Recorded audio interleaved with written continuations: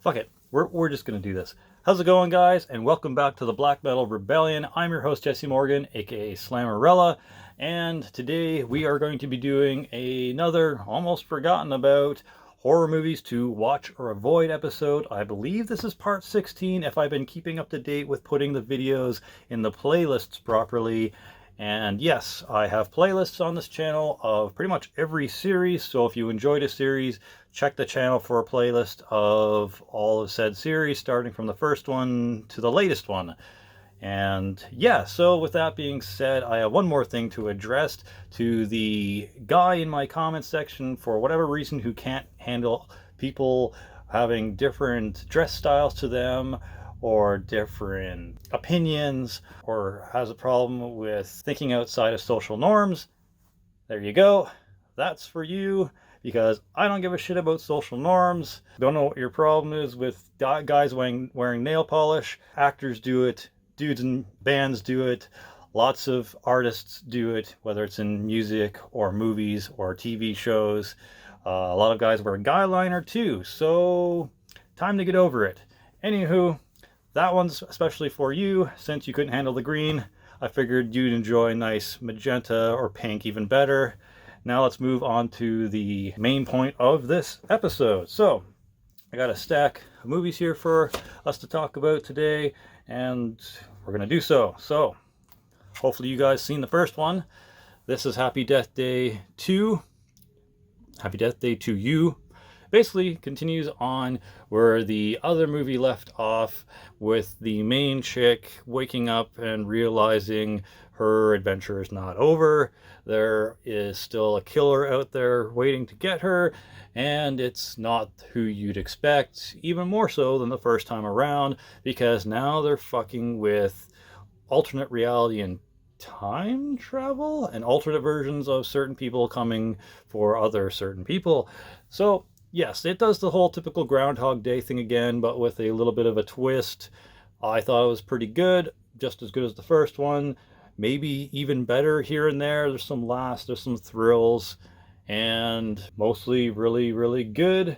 I don't remember if this left off for a third sequel, but they'd probably be able to find a way to throw it in here.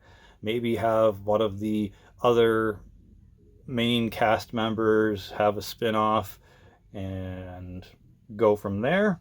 But overall, I really enjoyed this. 9 out of 10.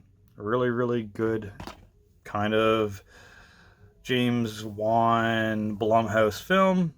And of course, they always knock it out of the park, because they make their films for pocket change and then always get a huge return on the money. So just James Wan and Blumhouse doing great stuff as usual. All right, next was one that I've seen the trailers for this a couple of times. It was all right. Had that like scene where the kid's like, "Mommy," or whatever, and she's, "Oh yeah, come here," and he runs down the hall, but then halfway down the hall it ends up turning to this like creepy old guy, and you're like, whoa, what the fuck. I knew that part in the trailer always kind of got me, and it was kind of chilling, and I'm like, all right. And yeah, so what I'm talking about is the Prodigy. Now, this was not bad. It kind of had like an Omen feel. It kind of had the Good Son feel. There's also another movie that was sort of like this. It is called Joshua. So it kind of reminded me of this film, if you've ever seen it, where the kid kind of is a little bit evil, starts getting really creepy and doing not so normal things for like a 9-year-old. So if you liked Joshua, you'll probably like Prodigy. If you like the Blumhouse film kind of thing, the Conjuring universe style of stuff, or The Boy, or The Good Son, you will like the Prodigy, because it's the same kind of deal. There's I don't know if it even says in this. Oh yeah, it does. It says even in the description on the back of the movie, it says a dark force has taken over their son and is compelling him to do kind of creepy and evil things. Then there's a kind of climactic ending. Shocker alert, a climactic ending to a horror movie. But it's mostly really good, not too horrific, no blood or guts really all that much. it kind of just gives you the creeps and kind of keeps you in suspense, and it's kind of got that eerie atmosphere and a couple of like, oh my god moments, like the kid running down the hall and turning into that old guy. So it definitely has that supernatural haunting feel to it. Mostly really good. So yeah, once again, if you're into the James Blum or the Blumhouse Pictures films or the Conjuring universe or The Boy or Joshua, you'll really enjoy this one. 8 out of 10. Good film. All right, let's move on. We still got 3 more to do. This one wasn't good. This one was mostly B movie, maybe even C movie list stuff. So this one's called The Monsters, and it's a quarantined section of like Mexico and the lower United States, I believe. It's not monsters, it's aliens. So I don't know why they call it Monsters. Maybe they just couldn't get a proper working title for the movie. But it's not monsters, it's aliens. So anyways, a journalist is trying to escape from the quarantine zone after the military's trying to find a way to contain these aliens or creatures or whatever you want to call them. They're fucking aliens.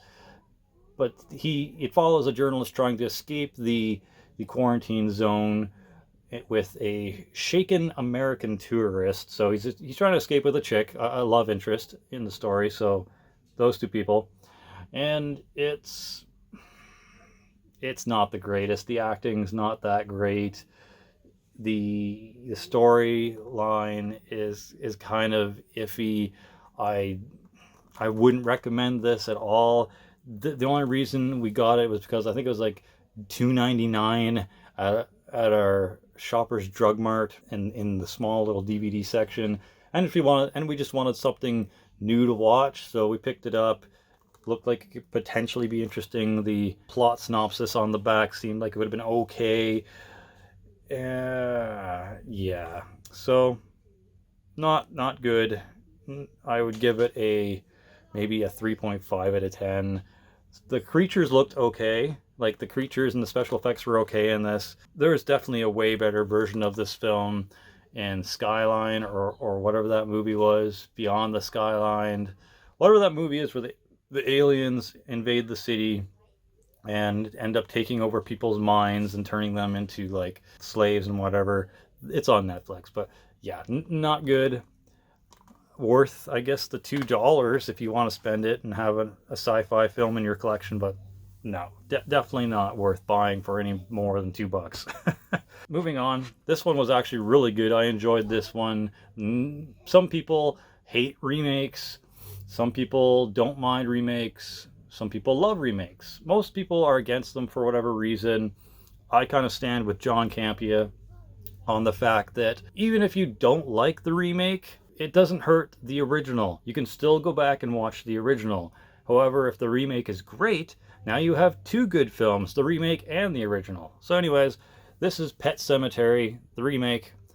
To me, just as good, maybe even a little better than the original because it's got modern cinematography, it's got like modern ways of explaining the story to an audience of nowadays. There's the back. There's Church, the cat. The twist in this, I don't know if it really matters. One of their kids dies, comes back as an evil version after the dad can't handle the kid being dead, so he buries it in the pet cemetery, and they come back a little dark, a little twisted, and eventually evil and murderous. And the old guy in this time played by John Lithgow, he's the guy that says sometimes dead is better. He does a really good role in this. He's a little bit more involved in this one than the first film, or the original I should say. Then basically all hell breaks loose slowly but surely. There's more people that die in this one than the original one. I'd say it's probably a little bit more creepy and a little less boring than the first one, because a lot of original horror movies, they take forever to get to the action. They take all this time, character building, and character building is good. It makes the audience feel bad when the characters die. It gives them a reason to go, oh damn, I wish that person didn't just meet their, gruesome end. But sometimes the old horror movies took forever to do it, and they did it in such a boring way that by the time it got to the killing, you're like, finally, finally they're dead. I don't care about this character. So I can appreciate the modern take on the Pet Sematary film. The way this ends would make for a very interesting sequel. Pet Sematary 2, would probably watch it, would probably buy it. I don't see how they could really mess it up too much. And like I said, the way they end it would make for a very interesting sequel because it's different from the ending of the original. Now, the original Pet Sematary 2 was good. I liked some of the scenes in it. The dad that's kind of brought back from the dead in part 2 is kind of funny. The dinner scene with him like eating and his food slopping out of his mouth and the kids laughing about it, and it was funny. There's also some kind of like nerve jerking scenes where the kid lost his dog. There's there's some cool stuff about the original Pet Sematary 2, but I feel like a sequel to this would be worth doing. I'm not exactly sure how much this made at the box office or how much profit it made, but I would definitely be interested in a part 2 just because of how it ends and where they could take it. It would be very interesting for sure. So I'm going to stop talking in circles now and move on to the next one. This was great. 8.5 out of 10. All right, the last one on this horror movies to watch or avoid is okay. It's not the best of the Jason Blum universe. Conjuring universe comes another one. This one is the Curse of La Llorona, maybe. I'm gonna butcher it and just call it La Llorona because I think that's how a lot of the people in this pronounce it. Even though I've kind of read online that that's also an improper pronunciation, but whatever. So this one, if you don't know, is about a old Spanish Mexican folklore tale about a woman who, I think the husband was cheating on her or something, and so she didn't want anything to have to do with him or his lineage, and decided to take it out on the kids and drown them in a river.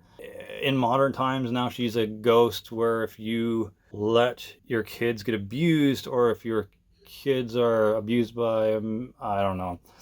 It's very confusing, or maybe I'm just an idiot and didn't follow the storyline properly, but for whatever reason, if she sees your kids or whatever, then she starts getting attached to them and wants to capture them and take them to the other side, i.e. killing them and taking their spirits. So basically it's this old hag ghost that comes for your children. So, as a parent, that's a little frightening and a little concerning. So I could see where that part would be kind of chilling and suspenseful, and it's all right. It's one of those supernatural kind of ghost story thrillers that Blumhouse Pictures are basically known for, and it's not anything different or crazy. Some of the effects are cool, some of the jump scares are cool, but mostly just redundant, and you can pretty much call it when it's going to happen.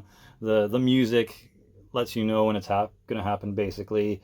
There's not too much that you're not going to be able to take away from this unexpected.